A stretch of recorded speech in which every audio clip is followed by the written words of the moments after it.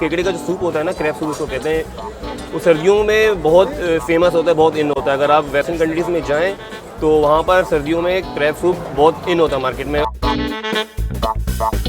جب ہم نے یہ انیشیٹو لینے کا سوچا تو سب سے پہلے یہی ہمارے لیے جو سب سے بڑی ڈیفیکلٹی تھی وہ یہ تھی کہ ہم کریبس کہاں سے لیں، کیونکہ یہاں پہ فشری ہے، یہ کیماڑی یہاں پہ کریبس ملتے ہیں. تو ہمیں پتہ چلا کہ فشری جو ہے یہاں پر قریب ہے، وہاں پہ فریش کریبس ملتے ہیں. یہ مڈ کریبس بیسیکلی ہوتے ہیں.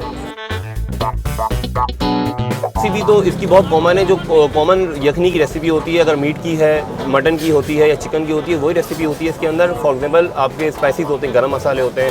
اس کے علاوہ کوئی اس کے اندر ہم الگ سے چیز نہیں ڈالتے، سیم کامن سی ریسیپی ہے اس کی.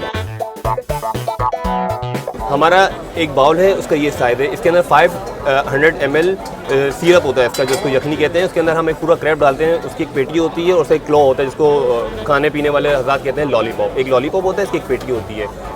250 کا ہمارے ریٹس ہیں. بلو کریب ویسٹ میں بہت پاپولر ہے. وہ تھوڑا سا ایکسپینسو ہوتا ہے تو اس کا آبویسلی ریٹ بھی تھوڑے سے ہائی ہوں گے. تو وہ بھی ہم انشاءاللہ 1-2 ویکس میں اسٹارٹ کریں گے اس کی یخنی بھی. ہم نے یہ انیشیٹو لیا تھا، ہم لوگ فیس بک کے سوشل میڈیا کے کافی سارے گروپس کے اندر ہیں. تو وہاں پر اکثر انکوائری آتی تھی کہ کریب سوپ کہیں ہے اویلیبل تو ہمیں چاہیے. تو اس کے رسپانس میں کبھی کسی کا میسیج نہیں آتا تھا. تو ہم نے سوچا کہ کیوں نہ کہ ہم ہی یہ انیشیٹو لے لیں، کیونکہ اگر لوگ مانگ رہے ہیں اور کہیں پہ اویلیبل نہیں. ہم نے یہ اسٹارٹ کرنا شروع کر دیا. ہمارا آج یہ 6واں دن ہے اور ہمیں بہت اچھا رسپانس مل رہا ہے. میرا تعلق بینکنگ انڈسٹری سے ہے. میں نے بینک میں 5 سال جاب کی ہے. میں HR ڈپارٹمنٹ میں کام کر چکا ہوں. میرا تو یہی مشورہ ہے ساری ینگسٹرس کو کہ آپ بے شک جاب کریں، کیونکہ سب کے پاس کیپٹل نہیں ہوتا.